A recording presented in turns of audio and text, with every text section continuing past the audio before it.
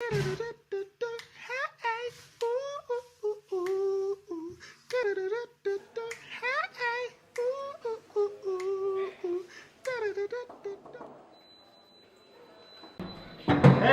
how you doing? Come in. Come in. This is my dressing room. It's not really my dressing room. They asked me to pretend. Come on. Why are you going to tell them that? Well, it's because, look, I don't want to give the impression I'm the kind of guy who lounges around on a green corduroy sofa in between the interval. That's sorry, like a standard, like, I need my own dressing room. Oh yeah, sure. Yeah, well, so it's good for you. It says the name of 2 other acts on the door. Yes, funnily enough, I was in this dressing room 2 nights ago, so this was my dressing room then. Yes. No, I was also so here 2 nights ago. Depending on when this goes out, it'll be valid again. Anyway, Stuart Goldsmith. Hello. How you doing, man? I'm really well. Thank you for having me. Yeah, you in South Africa? Is it the first time? Yeah, sort of, basically. You look shocked for a moment, you're like in South Africa. Well, like, no, I tell you what it is. It isn't my first time, but my first time is 15 years ago. I shot a TV commercial for Axe body spray. Oh, wow. And I was only here for 3 days, and I didn't see anything. So I was just here in a hotel, and it was shot in a shopping mall, which I guess is just, there's no reason for it to be here. I think it was just non-union labour. And I came out, and then I left, and then they cancelled the advert. It didn't go out. Yeah. So I'm ignoring all of that. It's my first time. It's great the to be first here in time South Africa. You've been here for a week. Have you tried out anything interesting? I went on what called itself a safari today, but it was basically a very big zoo. Were the animals in a cage? No, they weren't in a cage, but nor were they really free. It wasn't like, I'm not going to look you in the eye and tell you I've done a safari in South Africa. You have to go to Kruger National Park. Exactly, it's not Kruger, but it was really fun, and I pinked up nicely. So that was really fun. We saw the big 6, including the gecko. We've added the gecko. We spent the first hour of it was very entertaining because we went with a group of comics. So we just sat there making each other laugh and annoying everyone else on the thing, and that's pretending to shoot the animals and stuff. And what do you think of the food? The food on the safari. It was no, not the food in safari. Those little geckos. In general. South Africa has better quality food. Sure, yes, but again, you see, I've been having lots of hipster breakfasts. That's basically all I eat. I've been having hipster breakfast and sushi. Let me tell you, the sushi in South Africa is second to none. Yeah, it's good gear. We've been hanging at is it Truth Coffee Place? We're having some very good breakfast there. Nice. I try and push myself to have new things. So I had tapioca porridge, and it was the shit. Oh, that's not which is that they're unlikely to quote that. It's not a useful quote for a breakfast place, is it? Yeah. No, not a good adjective to the shit. Exactly. When it comes to food. Yeah. So in terms of your comedy, right? Oh Christ. Okay. I enjoy it. I love it.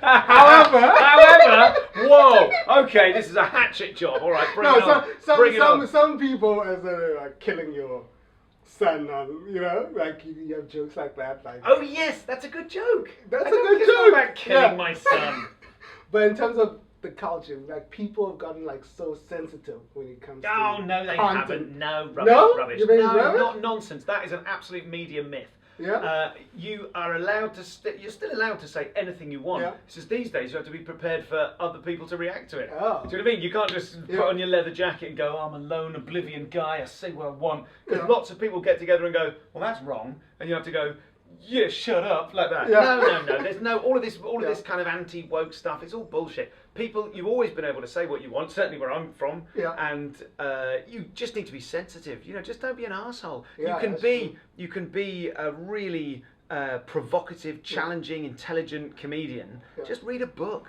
Do you know what I mean? Just read a book. That's true. Don't read a blog and then think you know about a subject. Just bother reading a book. Nowadays it's just like sure. And even if you don't read a book, I don't read many books, but I'm not that kind of comic, really. But even if you don't read a book, just try and just recognise the humanity in other people. Be provocative, be challenging, sure. Just be funny. Because the thing is, when you're a new comic, you can say something shocking and you'll get a reaction. It's not necessarily a laugh, but it's a reaction. And any reaction is better than the arid desert of deathly silence that you're getting because you're not funny yet.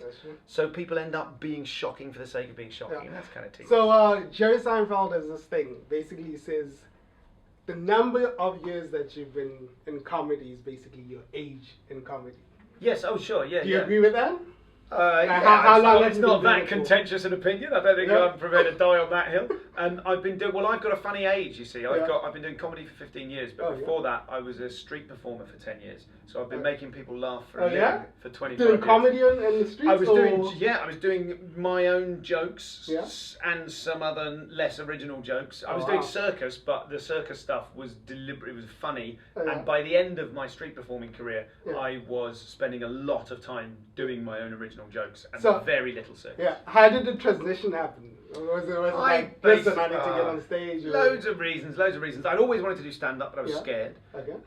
And of course, it is one of the most terrifying things ever. Well, all the street performers think that the stand-ups are really brave, and all the stand-ups think that the street performers are really brave. And there's about 20 of us in the world who do both, and we're really brave. Yeah. So lots of reasons. I never managed to say what I wanted to say. You can't. I was funny and I was glib and making people laugh, but I wasn't really talking about anything.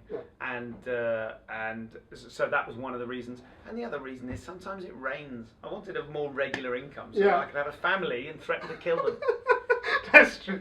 That's a good way to look at it. Yeah. All right, but I'm just going to throw a couple of topics, and all you got to do is just basically give me your thoughts on that topic. Sure thing. Yeah. Coronavirus. Coronavirus. Yes. Bring it on. I'll take on coronavirus. Yeah, come on, mate. No, God, no. Yes, no, I don't know. Not worried. Is it I was really worried until I found out that it doesn't tend to kill children. Because I've got skin in the game, right? I've got two little horses in the race. And I was really worried about them. But, there's a lot of old people cluttering up Britain. Yeah. So, Okay. I was got me with that one. Following my own rules, I need to be prepared for a backlash on that one. Talking about Britain, Boris Johnson. Boris Johnson, floppy head wanker.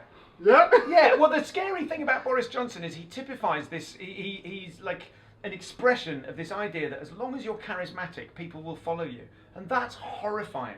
Like someone can say, I've got a really good idea for how we can save the world, and people will trample them. And some floppy-haired idiot can just go, come on everyone, into the abyss. And we all go, well, he seems to know what he's talking about, and we follow him. So I don't blame him personally for being an archetype of what's wrong with politics. Yeah.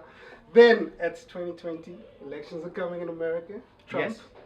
Yeah, he's obviously going to win again, isn't he? Yeah. Yeah, of course he is. I mean, God damn it. I mean, if Boris typifies that concept, Trump runs with it. What do you think is that? Is it because of the age that we're in terms of the era? Or... It's because he knows how to work the media.